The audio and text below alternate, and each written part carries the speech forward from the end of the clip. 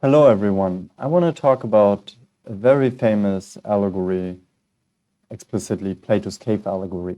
We see here already an interpretation of what that means. Basically, it explains how we are deluded by our time, by our position in the universe, how we live in a world of shadows. So if we are uneducated, and overall it's a story of education, as Plato says, we sit in these caves and we just watch shadows at a wall, while these shadows are produced by real objects, while these objects are also artifacts made by humans in order to deceive us. The only way out is outside of the cave to see the real source where it's coming from. And of course, this is already interpreted. So they say, okay, you need to realize how the media are actually challenging you. And then when you get out of the cave, you see what is really behind the curtain. Now, of course, this is already an interpretation that applies to the world of media, but probably it can be applied to the conception of our whole reality. Nevertheless, without further ado, let's go directly to Plato, where he introduces this allegory. This is book 7 of Plato's Republic, and let's just start reading it. So next then, I said, make an image of our nature in its education and want of education, likening it to a condition of the following kind. So, okay, like somehow somebody should make a picture of how our education works, okay, and our want of education. Okay, we look closer into that, right? Let's look how the picture looks like. See human beings as though they were in an underground cave, like dwelling with its entrance, a long one, open to the light across the whole width of the cave. Okay, I think this should be clear. Here we are in the cave, and then there's an opening towards light. Very good illustration. You find that everywhere in the internet. I don't know who made it. They are in it from childhood with their legs and necks in bonds, so that they are fixed, seeing only in front of them, unable because of the bond to turn their heads all the way around. Their light is from a fire burning far above and behind them. Between the fire and the prisoners there is a road above, along which see a wall built, like a partition puppet handler set in front of the human beings, and over which they show the puppets. Look at it again. So we have here like the puppet handler have like kind of a bridge, and then we see the puppets behind, and somehow there's an artificial source of light, but then there's also light. Now, what I find always interesting is that Plato describes this as puppet handlers setting something up. But I think, in fact, we are the caves to each other, right? I think when you look into the dynamics of powers, there's no one behind. It's just us not understanding ourselves. I see, he said. I guess like Glaucon or Adimantius are responding here. Then also see along this wall human beings carrying all sorts of artifacts which project above the wall, and statues of man and other animals wrought from stone, wood, and every kind of material, as is to be expected. Some of the carriers utter sounds, while others are silent. So yeah, there are carriers, and I really wonder who are these carriers. Like, I would like to know more about these carriers and whether they know that they deceive us. I mean, in terms of the media, we can imagine that, while I think nobody, or most of the people don't have the intention to deceive us. But they still deceive us, just unwillingly and unknowingly. So the way we report news. And I'm not like joining the choir of criticizing the Western media, or they are completely biased against other countries. No, I think our media are quite good. It's maybe more the distribution of media. So I think media criticism is not as simple as many people make it for themselves. This is just another shadow at the wall, right? The cave allegory is a shadow at the wall. It has become. So therefore, I find this picture here, by the way, very interesting. So people understand the cave allegory And now they understand how everything works, but in fact, there's another production of this kind of understanding. Well, I think the pictures may be more concrete, but yeah, I think the idea that you have informed yourself about the illusion is very often also an illusion. Anyway, let's go on. It's a strange image, he said, and strange prisoners you're telling of. They are like us, I said. I always find the cave allegory a bit like artificial, strange image, but it's supposed to represent us, right?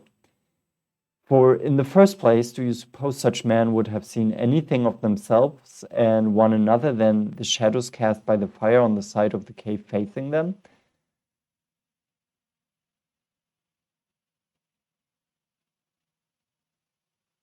Yeah, so I don't completely understand the sentence. Do you suppose such men would have seen anything of themselves and one another than the shadows? Have they seen anything else themselves and one another than the shadows of the fire on the side of the cave facing them?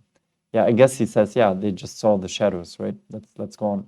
How could they, he said, if they had been compelled to keep their heads motionless throughout life?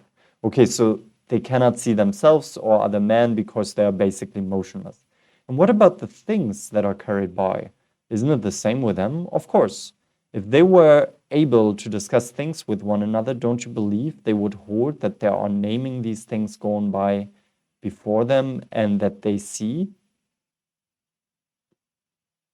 Necessarily. So they name the things that they see, right? That's what he's saying. And what if the prison also had an echo from the side facing them? Whenever one of the men passing by happens to utter a sound, do you suppose they would believe that anything other than the passing shadow was uttering the sound? No, by Zeus, he said, I don't. Then most certainly, I said, such men would hold that the truth is nothing other than the shadows of artificial things. So yeah, he's testing a bit the image to really get it clear, right? And then people really believe that these artificial things are reality, but there are some conditions for that, right? Most necessarily, he said. Now consider, I said, what their release and healing from bonds and folly would be like if something of this sort were by nature to happen to them. Take a man who released and suddenly compelled to stand up to turn his neck around, to walk and look upward towards the light, and who, moreover, in doing all of this, is in pain and because he's dazzled, is unable to make out those things whose shadow he saw before. What do you suppose he'd say if someone were to tell him that before he saw silly nothings, while now, because he is somewhat nearer to what is and more turned toward beings, he sees more correctly, and in particular, showing him each of the things that pass by, were to compel the man to answer his question about what they are? Don't you suppose he'd be at a loss and believe what was seen before is truer than what is now shown? So yeah, like we let somebody walk around and show him the reality, but he's not convinced that this is the truth, right? He thinks what he has seen before is actually truer. It's very difficult to convince people of the truth. I think that's what Plato tries to tell us here. Yes, he said before. And if he compelled him to look at the light itself, would his eyes hurt and would he flee, turning away to those things that he is able to make out and hold them to be really clearer than what is being shown? Yeah, so now the idea is that when we look directly into the light, our eyes are not used to it, and therefore it would be very painful. I think this is the idea here.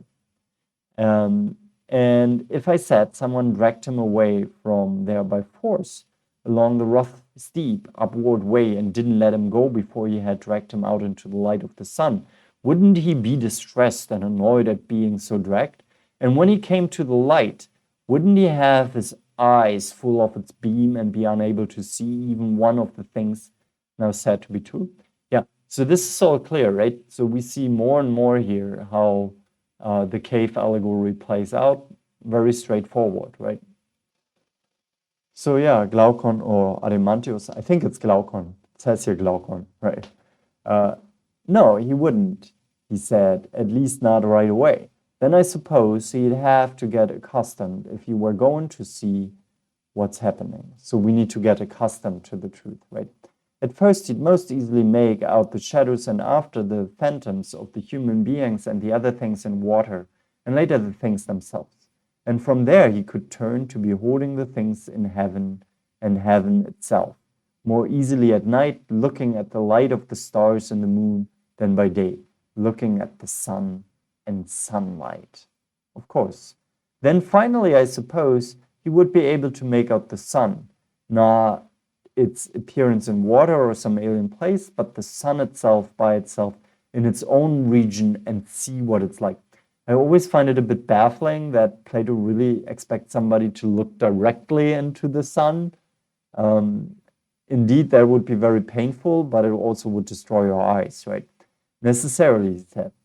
And after that, he would already be in a position to conclude about it that this is the source of the seasons and the years, and is the steward of all things in the visible place, and is in a certain way, the cause of all things he and his companions had been seeing. It's plain, he said, that this would be his next step. What then? When he recalled his first home and the wisdom there and his fellow prisoners in that time, don't you suppose he would consider himself happy for the change and pity the others? So, okay, now he knows the truth. He got accustomed. He's not turning his head away anymore. And now he would actually, what they say here, pity his fellow prisoners. Quite so. And if in that time there were among them any honest praises and prizes for the man who is sharpest at making out the things that go by and most remembers which of them are accustomed to pass before, which after, and which at the same time as others, and who is thereby most able to divine what is going to come, in your opinion, would he be desirous of them and envy those who are honored and hold power among these men? Or rather would he be affected, as Homer says, and want very much to be on the soil, served to another man, to a portionless man, and to undergo anything whatsoever rather than to opine those things and live that way? Yes, he said, I suppose he would prefer to undergo everything rather than live that way. So he wouldn't want to return to the cave, right? That's the idea here. Now, reflect on this too, I said. If such a man were to come down again and sit in the same seat on coming suddenly from the sun, wouldn't his eyes get infected by darkness? Very much so, he said.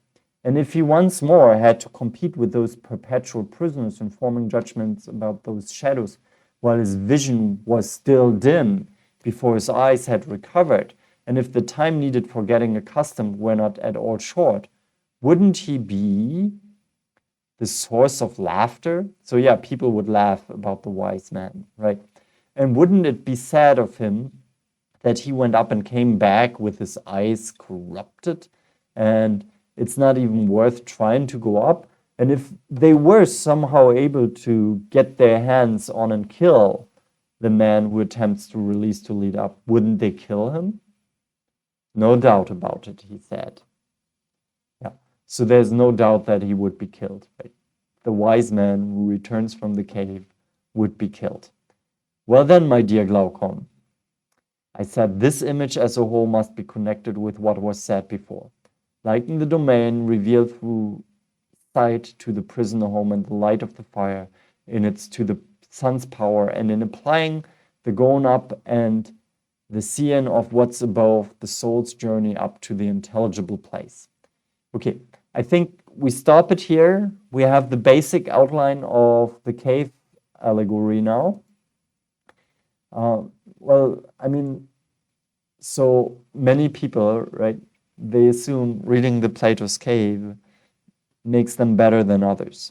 And I'm certainly not an exception to that, right? They somehow believe that they have stepped through the fabrics of illusion and are now better equipped to see reality.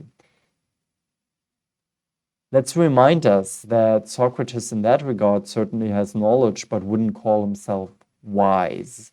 He does not claim that he knows nothing. but he knows that the knowledge he has is not enough yet to call himself wise. So this is Plato's cave allegory is also a step in our experience, and we shouldn't forget that. And I think that especially intellectuals often delude themselves that they know reality then better than others, and for that reason they are prone to make mistakes. So don't make that mistake. Keep reading, keep being critical, but not only critical of others, but also of yourself. Thank you very much for watching this. If you want to read more of the classics and step out of Plato's rave, of the party zone, and push your intellectual comfort zone, I think it would be good if you follow this channel and read with me together some more philosophy. Bye-bye.